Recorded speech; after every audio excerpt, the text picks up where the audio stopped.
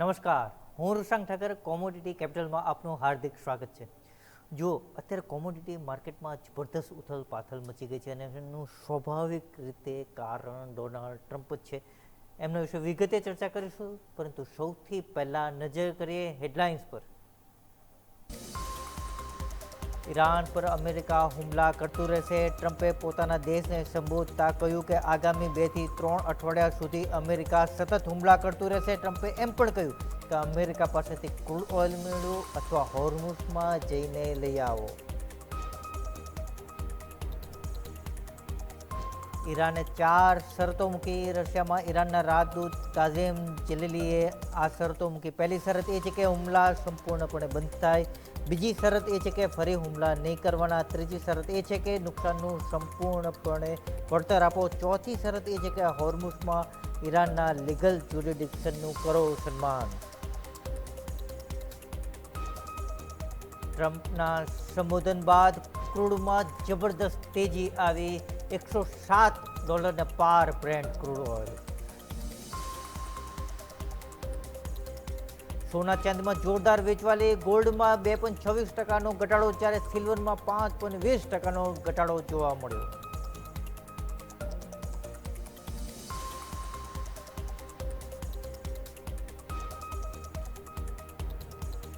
Base મેટલ્સમાં પણ ઘટાડો જોવા મળ્યો.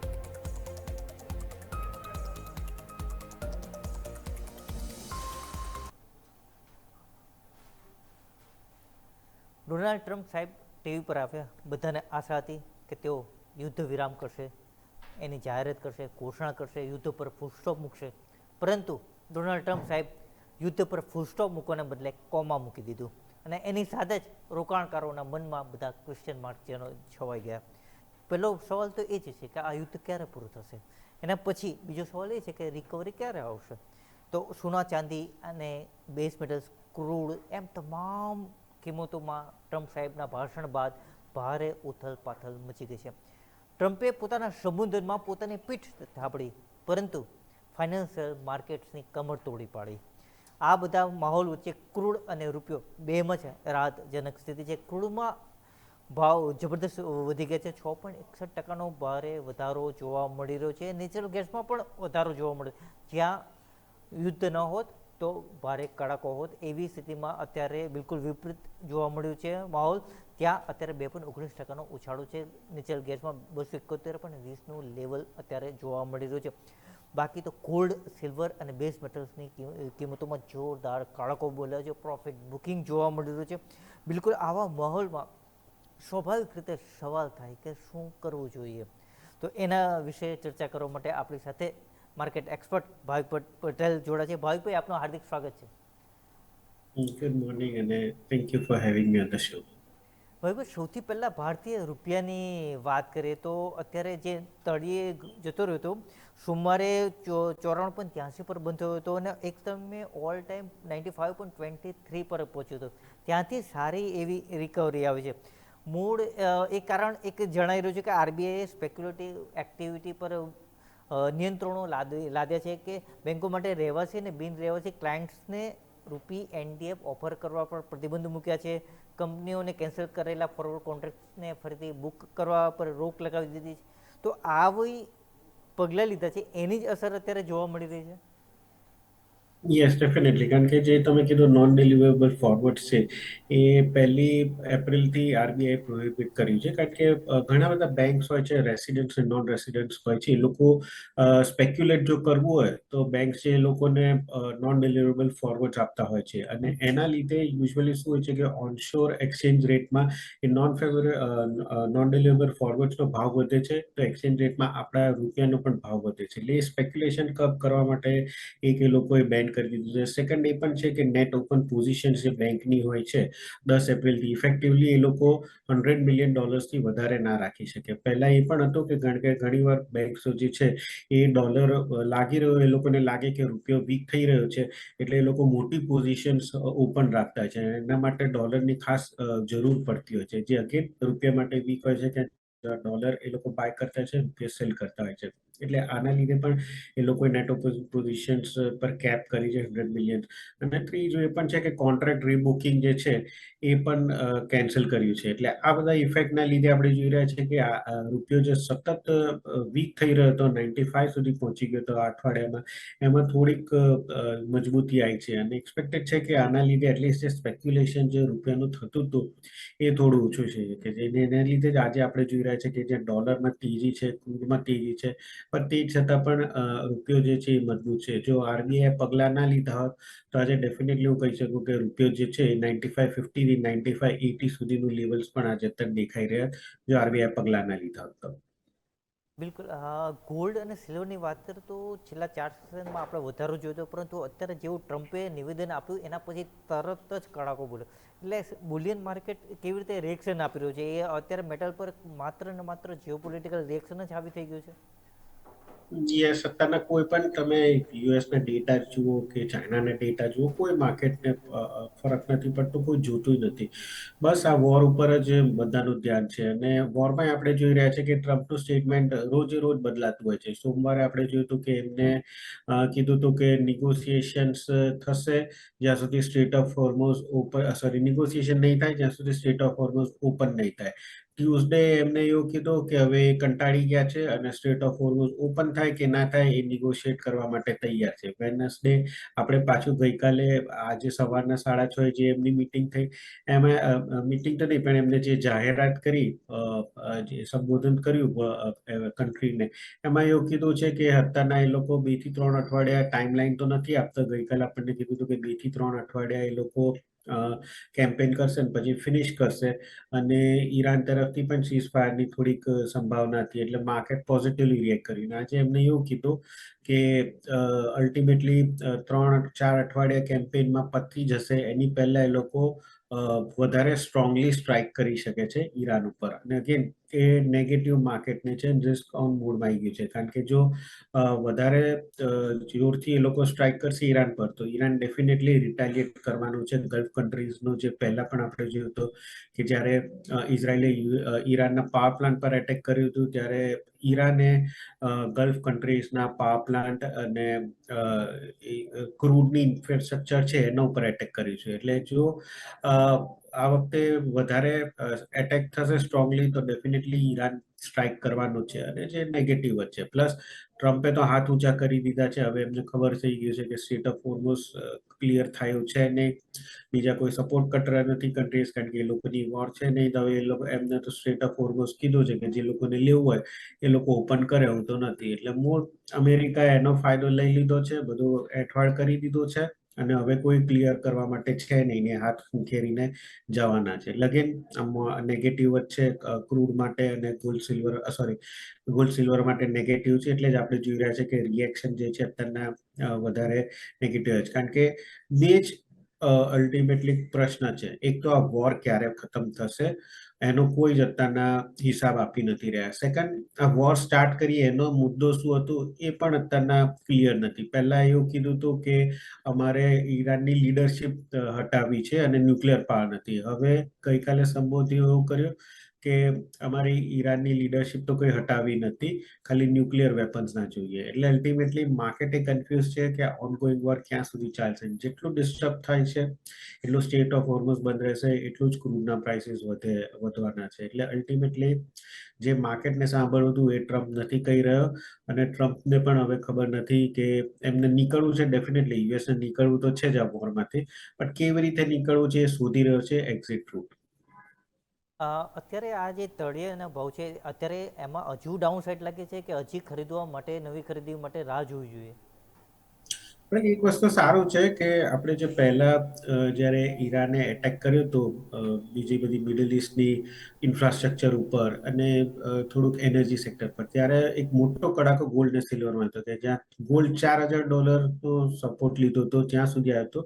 અને ચાંદી જોઈએ તો એ નિયરલી $65-62 સુધી ગઈ હતી. અને એના પછી ડિસ્પાઇટ જીઓપોલિટિકલ કન્સર્ન્સ વધી રહ્યા છે, ગોલ્ડ અને સિલ્વરની જે કરેક્શન છે એની સ્ટ્રેન્થ ઓછી થઈ રહી છે. એટલે ધેટ મીન્સ કે હવે જેમ જેમ નીચે જાય છે ગોલ્ડ અને સિલ્વર, ત્યાંથી બાઇંગ જે છે આવી રહ્યું છે. એટલે મને લાગી રહ્યું છે કે અહીંયાથી ડેફિનેટલી આ કોઈ પણ કરેક્શન આવે તો બાઇંગ જ કરવું જોઈએ, કારણ કે જેટલા નેગેટિવ ન્યૂઝ છે એના ઉપર એટલું બધું સ્ટ્રોંગલી ગોલ્ડ અને સિલ્વર રિએક્ટ નથી કર્યું, એટલું બધું સેલિંગ પ્રેશર આપણને જોવા નથી મળી રહ્યું, હળવું પૂરતું જ સેલિંગ પ્રેશર જોવા મળે, જે બતાવી રહ્યું છે કે લોકો ઘણા બધા એક્ટિવ છે નીચે બાઇંગ કરવા માટે. એટલે મારું મનમાં તો એમ જ છે કે અત્યારના ડેફિનેટલી શોર્ટ ટર્મમાં ભલે નેગેટિવ છે, પણ જે લોકોને લોંગ પોઝિશન્સ કરવી હોય ડેફિનેટલી ગોલ્ડ અને સિલ્વરમાં બાય કરી શકે છે, કારણ કે આ એક ઓપોર્ચ્યુનિટી છે. એકવાર યુદ્ધ પતશે 2-3 મહિના પછી અગેન ફોકસ થશે ગોલ્ડ અને સિલ્વરનો, અને યુદ્ધના 2 મહિના પછી આપણને ગોલ્ડ અને સિલ્વરમાં સારી એવી રેલી જોવા મળશે. એટલે આ જે કરેક્શન છે as a good opportunity two accumulate, તો અહીંયાથી ડેફિનેટલી બાય કરી શકાય છે. બિલકુલ. હા, અત્યારે 2,31,370નું લેવલ છે, તો હજુ 2,28,000 કે 2,27,000 સુધી રાહ જોવી જોઈએ કે યસ, આ? જો ઓકે. હાજી, જો કોઈને ટ્રેડિંગ પર્પઝ કરવો હોય તો હું કહીશ કે ઇન્ટ્રાડે અત્યારના તો એવોઇડ કરવું જોઈએ બાઇક માટે. બટ જો કોઈને પોઝિશનલી બાય કરવું હોય તો હું કહીશ કે 2,20 થી 2,00,000 વચ્ચેનું જે લેવલ છે એ ડેફિનેટલી પોઝિટિવ છે બાય કરવા માટે. ઇનફેક્ટ પહેલા પણ હું વિચાર્યો હતો, પહેલા મેં કીધું હતું કે 2,00,000 થી 1,80નું જે લેવલ છે એ સિલ્વર માટે એક્યુમ્યુલેશન માટે સારો ઝોન છે. અને આપણે જોયું હતું કે જ્યારે સિલ્વરમાં કરેક્શન આવ્યું હતું ત્યારે એ 1,98,000 સુધી પણ ગયું હતું, પણ એના એક દિવસે 2,00,000 પાછું 26,000 સુધી ગયું હતું, એટલે 2,00,000ની નીચે ટક્યું નહોતું. એટલે હવે 2,20 થી 2 નો જે ઝોન છે એ મને લાગે છે કે સારું એક્યુમ્યુલેશન ઝોન છે. એટલે કોઈને પોઝિશનલી બાય કરવું હોય તો 2,20,000 થી 2,00,000ની વચ્ચે બાય કરી શકાય છે. ઇન્ટ્રાડે આજે જો કોઈને બાય કરવું હોય તો હું કહીશ કે હજી પણ વેઇટ કરો, કારણ કે આજના ન્યૂઝ તો નેગેટિવ છે, એટલે આજે માર્કેટમાં રિકવરી જે આવશે એ બહુ શેલો આવશે. એટલે આજના દિવસમાં બાયની રિકમેન્ડેશન નથી, બટ પોઝિશનલી 2,20 થી 2 વચ્ચે યસ બાય કરી શકાય છે. બિલકુલ.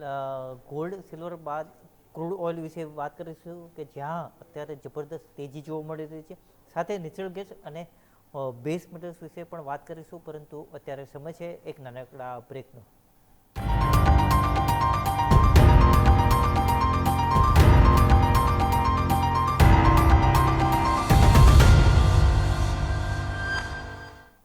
બ્રેક બાદ આપનું સ્વાગત છે.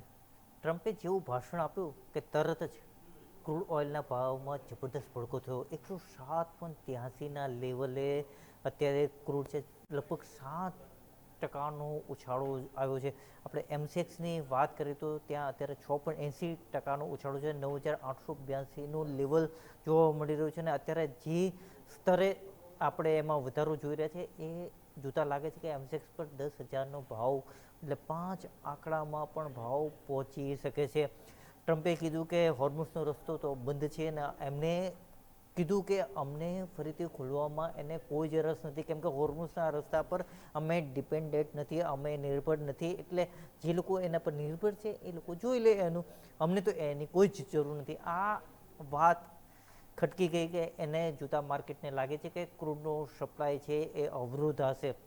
ભાઈ, આવી સ્થિતિમાં ક્રૂડ આગામી 2 અઠવાડિયામાં $120 સુધી પહોંચી શકે? યસ, જો કારણ કે હજી પણ યુદ્ધ ઓછું થાય કે ઘટે એવું તો દેખાઈ નથી રહ્યું. ઇનફેક્ટ એક્સપેક્ટેડ છે કે એપ્રિલ એન્ડ સુધીમાં થઈ શકે. જો એપ્રિલ એન્ડ સુધીમાં આ યુદ્ધ ખેંચાયું તો મને લાગે છે કે $150 આવી શકે છે, કારણ કે અત્યારના ઓલરેડી આપણે જોઈએ છે કે ઓપેક પ્લસનું જે પ્રોડક્શન છે એ અડધું થઈ ગયું છે, અને અત્યાર સુધી આપણને એટલું બધું ખેંચ એટલે નથી આવી રહી, કારણ કે યુએસ અને બીજું યુરોપની કન્ટ્રીઝ છે એ લોકો સ્ટ્રેટેજિક રિઝર્વ્સ જે છે એ ઓછું કરી અને માર્કેટમાં ઓઇલ લાવી રહ્યા છે. બટ એ પણ ક્યાં સુધી, મહિનાસનું એક્સચેન્જ સુધી તો થવાનું છે નહીં. હજી એકાદ વાર એ લોકો સ્ટ્રેટેજિક રિઝર્વ લાવી શકે જે વર્લ્ડને મે બી 2 કે 3 દિવસ માટેનું ખપાત છે. એના પછી શું, એના પછી અગેન સ્ટ્રેટ ઓફ હોર્મુઝ બનશે, એટલે ત્યાંથી કોઈ શિપિંગ આવવાનું નથી. રશિયા જે છે એ કેટલું આપવાનું છે, એટલે આગળ જતા મને લાગે છે કે સપ્લાય ડિસ્ટ્રપ્શન રહેવાનું છે. ડિમાન્ડ તો કોઈ ઓછી થવાની નથી, અને એના લીધે અલ્ટિમેટલી આપણને પ્રાઇસીસ જે ક્રૂડના છે $140 થી $150 પણ આવી શકે છે. નેગેટિવ એ છે કે હવે અલ્ટિમેટલી યુએસએ તો હાથ ઊંચા કરી દીધા છે કે સ્ટ્રેટ ઓફ હોર્મુઝમાં એ લોકો તો તે કોઈ રસ નથી. એટલે હવે જે લોકોને ત્યાંથી શિપિંગ જોઈતું હોય, ક્રૂડ જોઈતું હોય, તો એ લોકો ઓપન કરી શકે છે. અને આઈ થિંક ઈરાન જે છે એ લોકો પાસે સૌથી સારામાં સારો આ વેપન છે સ્ટેટ ઓફ હોર્મુઝનું. એ લોકો એવું છોડવાના નથી જ્યાં સુધી કમ્પ્લીટ સીઝ ફાયર થવાની નથી. એટલે આગળ જતા મને લાગે છે કે કાચા તેલના પ્રાઇસ છે એ હજી પણ વધવાના છે. અત્યારના WTI 105 106 છે. આઈ થિંક 108 નો એક બહુ જ સ્ટ્રોંગ હર્ડલ છે. પહેલા પણ આપણે જોયું હતું કે જ્યારે જ્યારે પણ જીઓપોલિટિકલ કન્સર્ન્સ વધી હતી ત્યારે 108 થી પાછું કરેક્શન થઈ ગયું હતું. તો મને લાગે છે આ વખતે જો 108 કૂદશે તો સીધું આપણને 115 અને $120નો લેવલ જોવા મળશે. અને અલ્ટિમેટલી આ એપ્રિલ થી ખેંચી અને મે માં જો જશે તો આપણને $150 જોવા મળી શકે છે. અત્યારના તો ક્રૂડમાં કોઈ જ કરેક્શન આવ્યું દેખાઈ નથી રહ્યો. એવરી કરેક્શન જે છે બાઇંગ ઓપોર્ચ્યુનિટી દેખાઈ રહી છે. હા, આપણે લોંગ ટર્મ જોઈએ તો આ 2-3 મહિનામાં મેક્સિમમ મે સુધી ખેંચાય.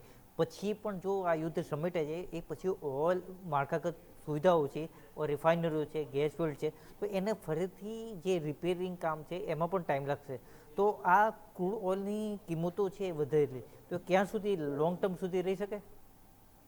યસ, તમે એક વાત સાચી કીધી છે. કારણ કે ઇનફેક્ટ જો લેટ છે કે state of Hormuz by miracle open થઈ ગયું, વોર બંધ થઈ ગઈ, તો એક આપણને ડેફિનેટલી મોટું કરેક્શન ક્રૂડમાં જોવા મળવાનું છે. બટ એના પછી ક્રૂડના પ્રાઇસ ફરીથી વધશે. કારણ કે જે રીતે અત્યારના ઈરાને મિડલ ઇસ્ટના ઓઇલ છે, ડેપોઝ જે છે, પછી એ લોકોની રિફાઇનરીઝ છે, પછી એ લોકોનું પોર્ટ છે, એ બધા ઉપર ડેમેજ થયા છે.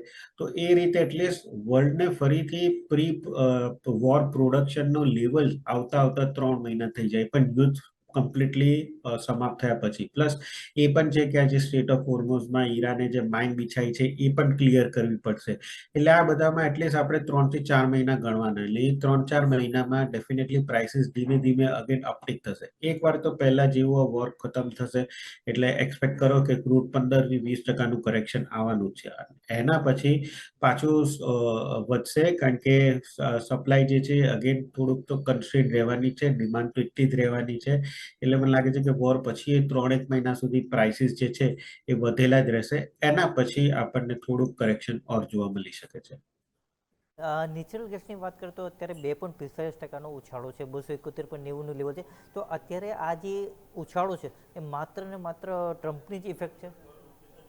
યસ, એનર્જી પેકની જ ઇફેક્ટ છે. કારણ કે ઇશ્યુ એ આવી રહ્યો છે કે આપણું જે નેચરલ ગેસ છે એ આપણે ટ્રેક કરી રહ્યા છે યુએસના નેચરલ ગેસમાં. અને યુએસના નેચરલ ગેસમાં કોઈ તેજી છે નહીં. કારણ કે જે યુએસની ડિમાન્ડ છે એ લોકો પૂરતી જ છે, પ્લસ એ લોકો એક્સ્ટ્રા જે છે એ યુરોપને આપતા છે. બટ આપણે યુરોપનું નેચરલ ગેસના પ્રાઇસ જોઈએ અને એશિયનના નેચરલ ગેસના પ્રાઇસ જોઈએ તો એ વોરની પહેલા ને અત્યારના જો તો નિયરલી 60% વધી છે. અને બધું મોસ્ટ ઓફ સ્ટેટ ઓફ હોર્મોઝથી આવે છે. એટલે આપણે જે એલપીજી ઇમ્પોર્ટ કરે છે એના ભાવ વધશે, બટ અહીંયા એમસીએક્સમાં જે નેચરલ ગેસના પ્રાઇસ છે એ નહીં વધે. કારણ કે એ યુએસના નેચરલ ગેસને અને ન્યુટ્રલ ગેસમાં હવે ઠંડી ઓછી થઈ ગઈ એટલે હવે અલ્ટિમેટલી સમર સિઝન આવવાની છે.